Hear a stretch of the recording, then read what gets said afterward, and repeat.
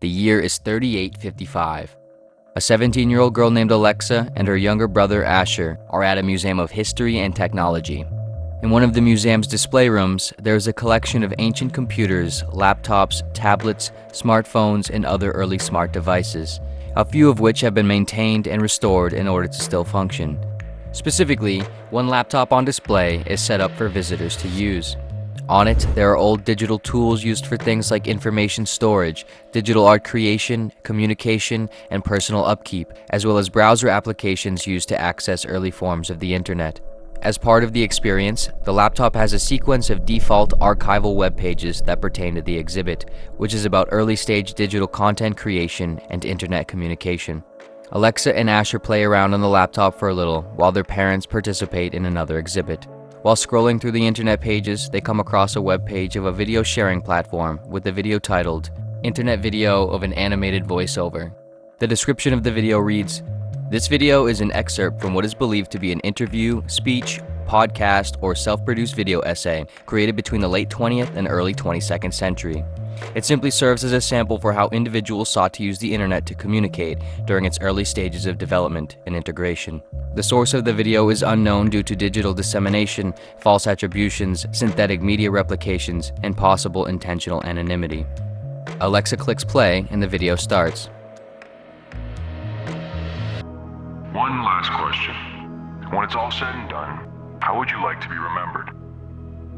It's sort of a funny question, isn't it? Asking how you want to be remembered after you're gone. No one ever knows how they're remembered, nor does anyone ever experience it. And yet, for some reason, we still ask ourselves these sorts of questions. It's a paradox, really, to want something after I'm dead, but only be able to want anything while I'm alive. The question is really more about what I want to imagine while I'm alive then, isn't it? What I want to convince myself my life can be for beyond my own life, seeing as how I can only imagine beyond my own life while my own life still exists. If I were to humor the question though, I don't think I would want to claim any sort of banal, grandiose answers. I don't think I would want to say that I want to be remembered as significant or influential or smart or famous or wealthy or powerful or successful, or that I changed the world in some way. All of that would suggest that I can know what any of that even means in the bigger picture. In truth, I don't know what it means to be influential in a world that lacks clear direction. I don't know what it means to be wealthy in a world filled with poverty. I don't know what it means to be powerful in a universe that trumps everyone and everything. And I don't know what it means to be smart or successful or to change the world as a member of a species that's restricted from understanding what anything might really mean or cause. I suppose I'm attracted to these things as much as the next person, but I cannot say with certain honesty that I believe that in the end, any of these things are worth being remembered for. I guess the next answer would be that I want to be remembered as someone who tried their best to care, to help, to love, to be okay, to err on the side of sympathy and compassion as best I could, to be a good friend, good son, father, and husband, someone who lived honestly with both conviction and a willingness to adapt in what they think and believe, someone who contributed towards something they enjoyed and believed in simply because they could. I'm not entirely sure how good I was at any of these things, though, and I know that this answer might sound equally cliche, but if anything is an answer to how I want to be remembered, I think it's that. But the truth is, history is coated with innumerable amounts of people who lived with these qualities, and mostly none of them are remembered by anyone at all. Perhaps being remembered isn't all that important then, if most people aren't remembered for what's important. Of course, some people are remembered long after they're gone for things that do currently seem important or useful, but even then, if one is remembered because they've done something that's considered useful, isn't it the useful thing that is truly being remembered, and not the person in it of themselves? I mean, how does anyone know Albert Einstein if not in terms of scientific contribution? It's not as if the world likes Einstein inherently. The world likes his contributions, or him solely because of his contributions. Any exploration of his character and life is always contextualized or confined within the borders of science genius. In the eyes of history, Einstein would be no one if it were not for his scientific contributions. But of course, Einstein was not no one, regardless of his contributions. His contributions deserve celebration, of course, and so does he. But does our celebration of him now change anything for him then? I don't know if Einstein was happy, or if he wanted to be remembered in some grand way, or if he just wanted to understand more than what was understood at the time.